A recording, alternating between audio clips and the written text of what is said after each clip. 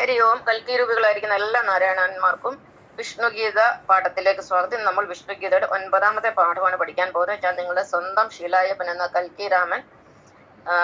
ഇന്ന് നമ്മൾ പഠിക്കാൻ പോകുന്ന വിഷയം സുപ്രീം ദൈവം നാരായണൻ. സുപ്രീം ദൈവം നാരായണൻ. നാരായണനാണ് സുപ്രീം ദൈവം എന്ന് ആര് പറഞ്ഞു എന്ന് കൽക്കിരാമനായ ശീലായപ്പൻ പറഞ്ഞു. വേറെ ആരും ഇതിനെക്കുറിച്ച് പറഞ്ഞിട്ടില്ല. ശ്രീകൃഷ്ണ ഭഗവാൻ പറഞ്ഞിട്ടുണ്ട്, പിന്നെ യേശുക്രിസ്തു ഭഗവാൻ പറഞ്ഞിട്ടുണ്ട്. പക്ഷെ അദ്ദേഹം നാരായണൻ എന്നുള്ള പേര് പറഞ്ഞിട്ടില്ല എന്നേ ഉള്ളൂ. അപ്പൊ നമുക്കിന്ന് പഠിക്കാം എന്തുകൊണ്ടാണ് നാരായണനെ നമ്മൾ സുപ്രീം ദൈവം എന്ന് പറയുന്നത്. എല്ലാ കോടതിക്കും മേളിലാണ് സുപ്രീം കോടതി ഉള്ളത്. എല്ലാ മന്ത്രിമാർക്കും മേളിലാണ് മുഖ്യമന്ത്രി ഉള്ളത്. എല്ലാ മുഖ്യമന്ത്രിമാരുടെ മേളിലാണ് പ്രധാനമന്ത്രി ഉള്ളത്. അപ്പൊ എല്ലാത്തിനും മേളില് ഒരു സുപ്രീം അതോറിറ്റി ഉണ്ടായിരിക്കും. അതുകൊണ്ടാണ് നമ്മൾ പറയുന്നത് എല്ലാ ദൈവങ്ങളുടെയും മേളിലാണ് ഭഗവാൻ നാരായണൻ ഇരിക്കുന്നത്. അതായത് എല്ലാ ദൈവങ്ങളെയും സൃഷ്ടിച്ചത് ഭഗവാൻ നാരായണനാണ്. അപ്പൊ ഏറ്റവും ഉയർത്തി നിൽക്കുന്ന മഹാശക്തിയാണ് ഭഗവാൻ നാരായണൻ. എന്നെയും നിങ്ങളെയും ഏകകോശത്തിൽ നിന്നും സൃഷ്ടിച്ച, ഈ പ്രപഞ്ചത്തിനെ ബ്രഹ്മാണ്ടത്തിൽ നിന്നും സൃഷ്ടിച്ച ആ വലിയ ശക്തിയാണ്, ആ മഹാശക്തിയാണ് ഭഗവാൻ നാരായണൻ എന്ന് ശീല അയ്യപ്പനായ കൽക്കിരാമൻ പറയുന്നു. അത് ഞാൻ തെളിയിക്കാൻ പോവുകയാണ്. അതിന് പിൻബലമായിട്ട് ഞാനൊരു 13 പോയിന്റാണ് നിങ്ങളെ പഠിപ്പിക്കാൻ പോകുന്നത്. അതിൽ 1ാമത്തെ പോയിന്റ്, നാരായണൻ എന്ന വാക്കിന്റെ അർത്ഥം. നാരം അയനം യസ്യസ നാരായണ. നാരം എന്ന് പറഞ്ഞാൽ ജലം. ജലത്തിൽ ഉള്ള ശക്തിയാണ്, അല്ലെ ജലത്തിൽ ശയിക്കുന്ന ശക്തിയാണ് നാരായണൻ. ജലത്തിൽ ശയിക്കുന്ന ഊർജമാണ് നാരായണൻ. ജലത്തിൽ ഊർജം ഉണ്ടെന്നുള്ള കാര്യം എല്ലാവർക്കും അറിയാം. നരൻ നാരി, നരൻ എന്ന് പറഞ്ഞാൽ മനുഷ്യൻ, നാരി എന്ന് പറഞ്ഞാൽ സ്ത്രീ. നരൻ നാരി എന്നീ വാക്കുകൾ ഉണ്ടായിരിക്കുന്ന നാരായണനിൽ നിന്നാണ്.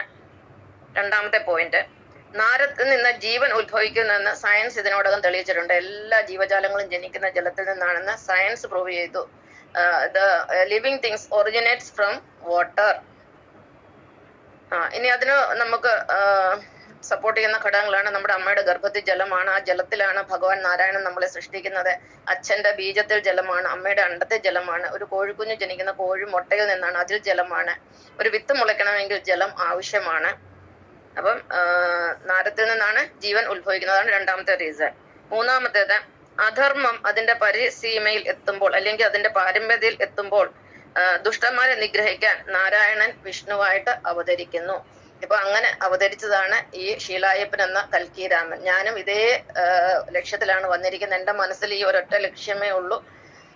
അതായത് ഈ ലോകത്തിലെ അധർമ്മത്തെ അവസാനിപ്പിക്കണം, അധർമ്മികളെ അവസാനിപ്പിക്കണം എന്ന് തന്നെയാണ് ലക്ഷ്യം. അതിന് 3ാം ലോകമഹായുദ്ധം വന്നെങ്കിലേ പറ്റുള്ളൂ. കാരണം അല്ലാതെ ഇവരെ നിഗ്രഹിക്കാൻ യാതൊരു വഴിയുമില്ല. കാരണം ഒരു അവതാരം ഭൂമിയിൽ വന്നു കഴിഞ്ഞാൽ ഒരു ധർമ്മയുദ്ധം ഉറപ്പാണ്. ശ്രീരാമ അവതാര കാലത്ത് രാമരാവണ യുദ്ധവും, ശ്രീകൃഷ്ണന്റെ അവതാര കാലത്ത് കുരുക്ഷേത്ര യുദ്ധവും, കൽക്കി അവതാര കാലത്ത് 3ാം ലോകമഹായുദ്ധവും ഉറപ്പാണ്. പക്ഷെ കൽക്കിരാമനായ ഞാൻ ഒരിക്കലും ആയുധം എടുക്കില്ല.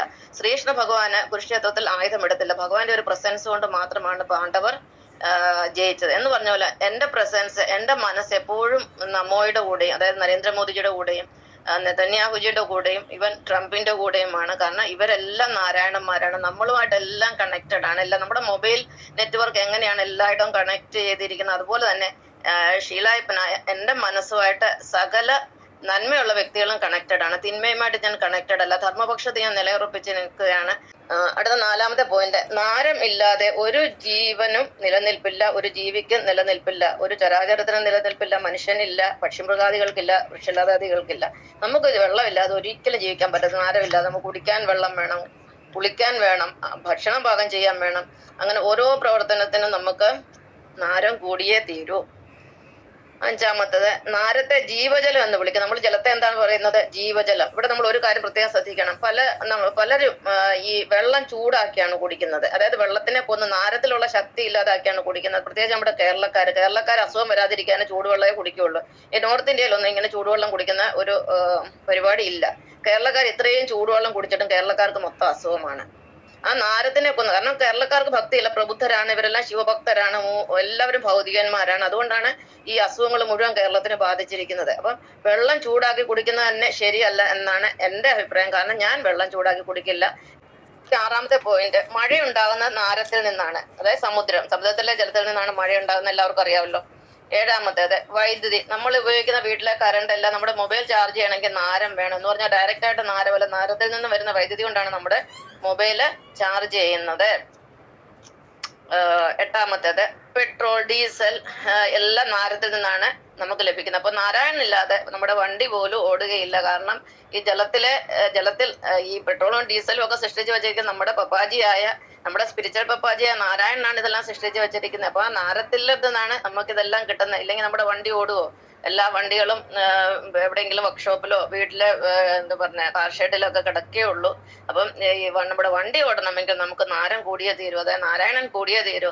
നാരത്തിൽ നിന്നാണ് നമുക്ക് പെട്രോളും ഡീസലും പിന്നെ എന്താ പറയുക നാച്ചുറൽ ഗ്യാസസും മറ്റ് പെട്രോളിയം ഉൽപ്പന്നങ്ങളും ഒക്കെ കിട്ടുന്നത്. ഈ ടാറ്, മണ്ണെണ്ണ ഇതെല്ലാം പെട്രോളിയം ഉൽപ്പന്നങ്ങളാണ്. ഇതെല്ലാം നമുക്ക് കിട്ടുന്നത് നാരത്തിൽ നിന്നാണ്.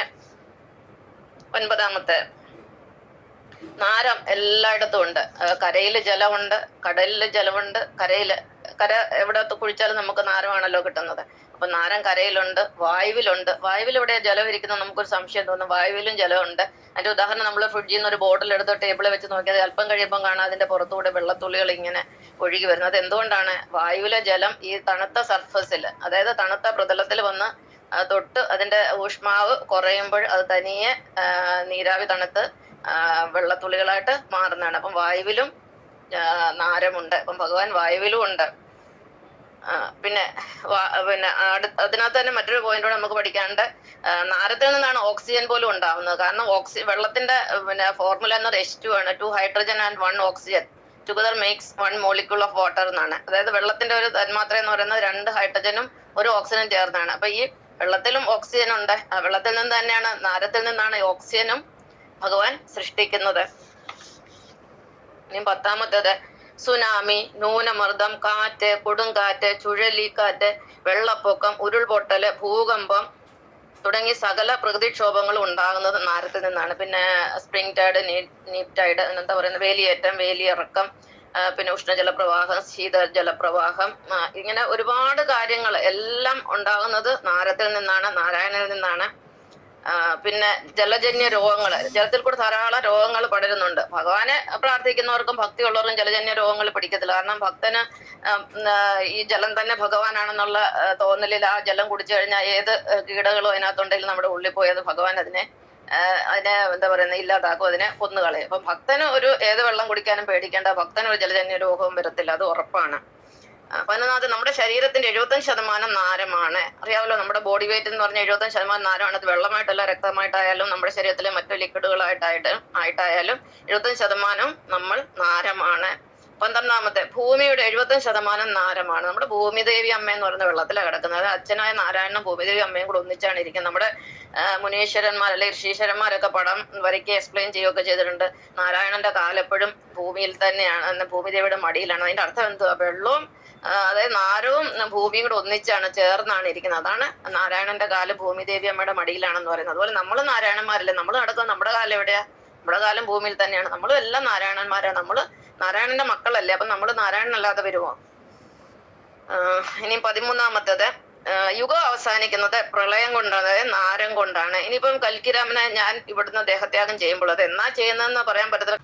കൽക്കിരാമന് എന്റെ ജാതകപ്രകാരം എനിക്ക് 3 തവണയാണ് മൃത്യു എഴുതിയിരിക്കുന്നത്. ഒന്ന് എന്റെ 65 വയസ്സിൽ, അല്ലെങ്കിൽ 69 വയസ്സിൽ. ഇത് രണ്ടിലും എന്റെ മൃത്യു സംഭവിച്ചില്ലെങ്കിൽ 75 വയസ്സെന്നാണ് പറഞ്ഞിരിക്കുന്നത്.